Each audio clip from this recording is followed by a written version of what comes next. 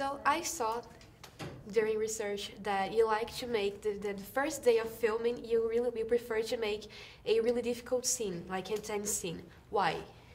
I think, well, usually it's not just a sort of difficult scene, it's also on Shaun of the Dead and on Baby Driver, we basically did a big Steadicam shot.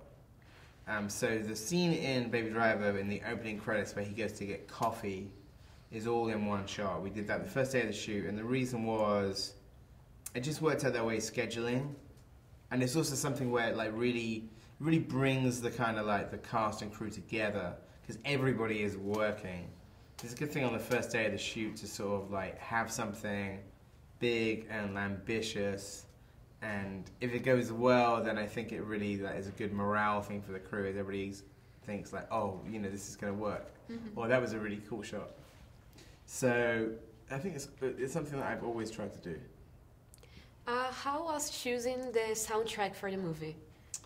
Well, it was a long process because the movie was essentially inspired by listening to music. The first track in the movie by John Spencer, Blues Explosion, was one which gave me the idea for the opening scene, and then over the years, as I was sort of starting to formulate the idea of the movie, I would hear different songs and I would start to earmark them as potential songs for Baby Driver. And then when I started writing the movie, I had 10 songs already figured out. And then every time I would come to a scene with I needed a new song, I wouldn't start writing the scene until I had found the song. Mm-hmm. So Baby Driver, all the car chase scenes, they're real, and there's no green screen on that. And that's really new on today in the movies, because basically every movie that we see has CGI. Why you chose not to make a CGI movie? Well, I think it's because that's how movies used to be made. It's all of the kind of car chase films of the 60s, 70s, 80s, 90s. They all did shoot them for real. And so it's only more recently when people kind of maybe rely on green screen too much. 95% of the driving stuff in our movie is in camera. There's a couple of effect shots, but 95% is all in camera and on film. But it's really just trying to sort of recapture the intensity of the 70s kind of car chase movies. There's a scene that I think that the stunt made, it was outstanding. That's when there's a truck coming from the alley and the car just go like this. That was real? That was CGI? That's real. That's Jeremy Fry, the stunt driver, does that shot. It's called a 180 in, 180 out. So he's kind of driving in at high speed into the alley and does the 180 one way and the 180 the other way. And it was shot on that shot was shot on a drone actually. So the drone was following the car. You chose Atlanta to make the movie because it's a car chase friendly city. If you could choose any other city, where would you make the movie? Well, people were saying that the film would be impossible in Sao Paulo because the traffic is really bad. But I'd like to imagine that Baby Driver is such a good getaway driver that he could figure out good ways of, sort of zipping around through Sao Paulo. So why not that one? During the movie, everybody was they were listening to the music in their piece, and all the scenes were choreographed. And what's the importance of having the scenes being choreographed?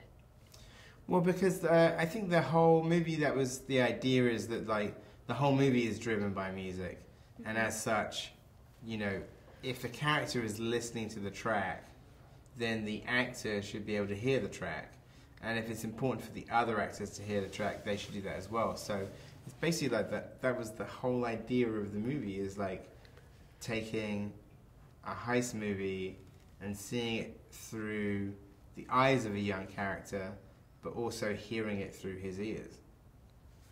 If you had the movie, the soundtrack, they don't have recent pop music. So if you had to choose 5 recent pop music that we listen nowadays on the radio, what would they be? 5? 5. You can choose 3. That's a lot. I'm trying to think of 5 recent songs that I liked. I mean, do they have to be pop? They have to be pop songs, or when you turn on the radio, they have to be on the radio nowadays. I don't know. I don't like have to think about that. Like sort of in terms of like puppets I would want in the movie. I don't know. That's a very good question. So during the movie, the characters a kind of change of sides. So who's the real villain in Baby Driver? I think I don't want to give that away to people who haven't seen the movie. I mean, I think one of the things with the characters is that you realize with criminals that most people are putting up some kind of facade. The most criminals are like sort of projecting some kind of character out there. And then in the movie, you start to find out who they really are. Like sometimes those people are as crazy as they appear to be. Somebody else might be sort of like much nastier than they first appear to be. And some people might have a heart where you think it's just like a black hole.